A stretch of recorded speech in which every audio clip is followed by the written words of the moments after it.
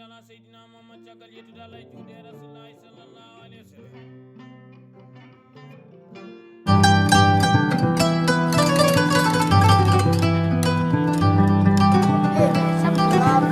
bisimilla moɗon ɗo e wuro men wiyeten Bondi Babat. Ngoɗo wuro ko ngo wuro aynaɓe, wuro ɓooygo. Minen koye men wona minen cuusiko e ko mawɓe men ɓe mbi. Andi noon tarih mo winda mbiyata tan ko hoɓe mbi ko ɗon tan mbawɗa fawade. Kono min jangga hen alhamdulillahi noon kala ko min dañi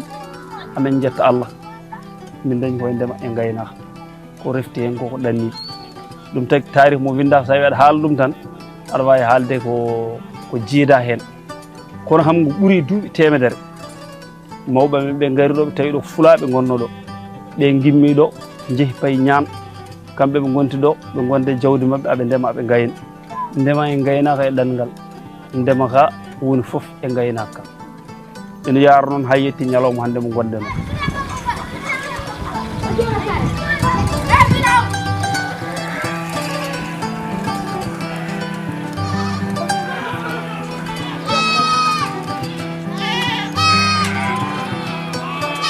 minen fof galleji ɗi gon ɗo Diadiaɓe Babat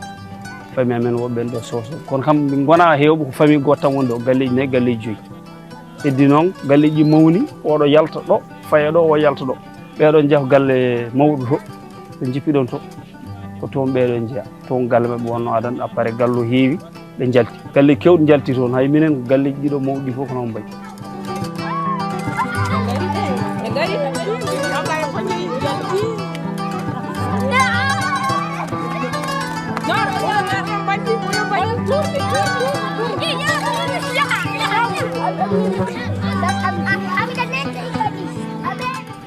minen jiiɗi yummin jiiɗi baba on probléme min ngala ɗum minen ndemata e koye amen minen gaynata e koye amen banggue koddigal amen kadi ala caɗele minen fof kala goto décide minen heddiɓe fof min tawten neɗɗo on banggue min ngala caɗele.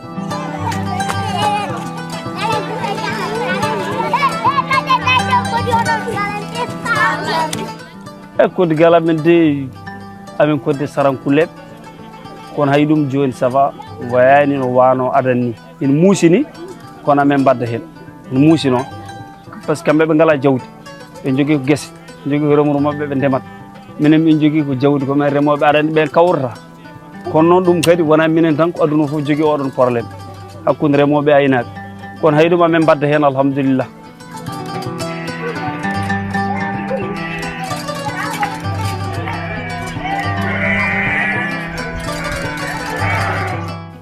wonata joom wuuro ko Babaɓe ɓen goni joom wuuro imam o aussi ko Baba imam ono jeeya ko Madina Gounass o ari ɗo ko hedde 2010 en nden o ari ɗo kanko woni imam wuuro ngo.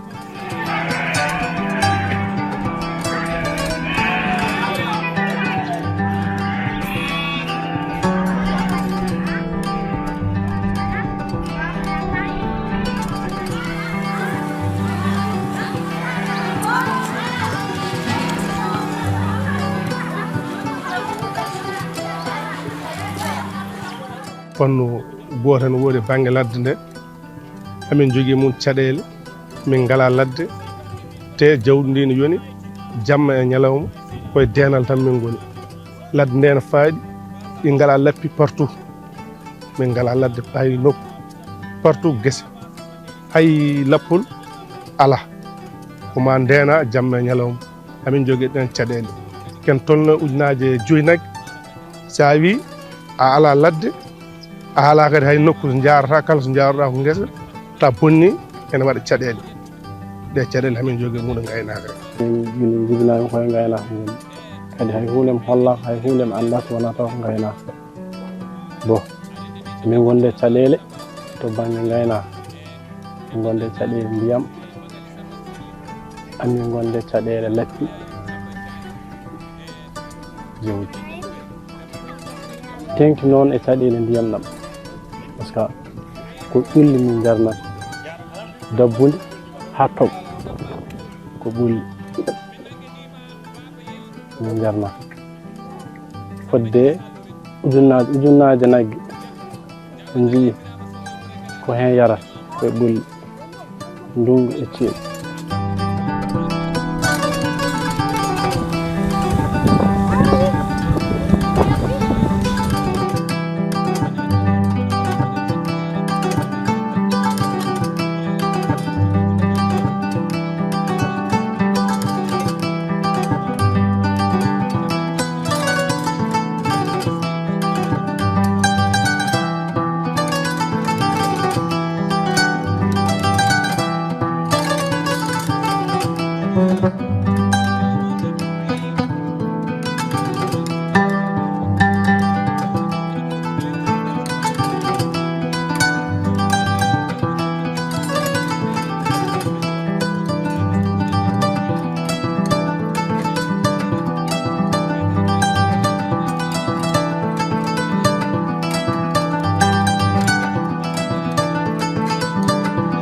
ndiyam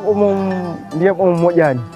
par ce que ko ndiyam o ceeɗu o fof ko on ndiyam nayi nder to ko wona ndiyam woyndu wona ndiyam robinet ko ndiyam dal ɓuuri ndiyam o noon moƴƴani no feewi so ndiyam moƴƴani adda wawi adda banggue cera jawdi quand même o heedat ndax ndiyam o si moƴƴani tan o addat ce qu'on appelle les maladies parasitaires jawɗiɗe cat goɗɗiɗe keeɓa rafe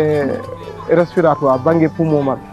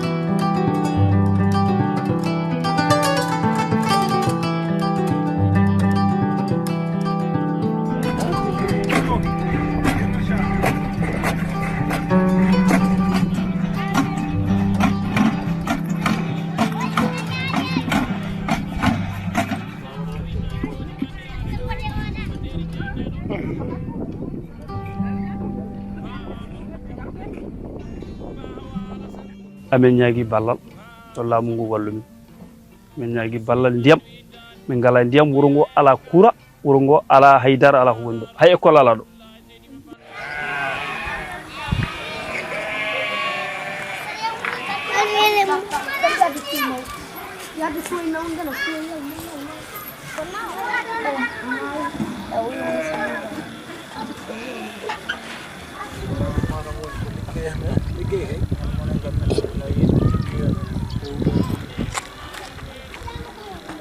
min jogui ɗo miñiraɓe men e to tout ɓe mbaɗata ko déplacé plus de 2 km après pour yaade janggoyde même hay soɓe janggoy ko goudron ɓe mbaɗata ɗum ɗo ɓe taccat ko goudron et puis kadi ɗum moƴƴani mabɓe kadi koɓe sukaɓe âge de 7 ans 6 ans en comme koɓe adulte quoi ɗum kadi moƴƴani mabɓe ngala esprit kadi so oten arano poti winnirde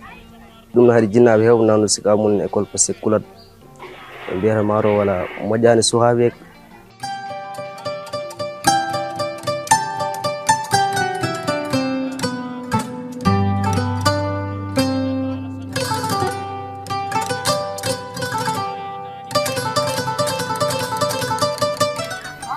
min jogui jawdi amin ɓiira kosam min dañata tomin cippi somin cippani kadi min ngala tomin mofti ɗum noon jawdi ndi amin jogui ndi min ala komin naftiri e kosam ɗam ala komin dañi hen nafoore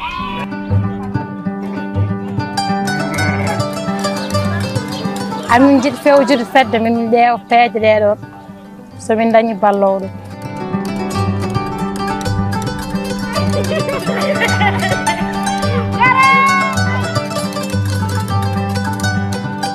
neɗɗo sa dañi ɗo mo sellani gila e ngarruɗo en ha e wayno saaha ndungu en so neɗɗo sellani ko caɗele no feewi gata yiɗani ɗo naw ɗum suudu safrude hay oto ko caɗele gati laabi ngala sa yiiɗi kadi yaade kadi wayno laabi tan aɗa nawa jomumen ko gatewere jamma aɗa andi ko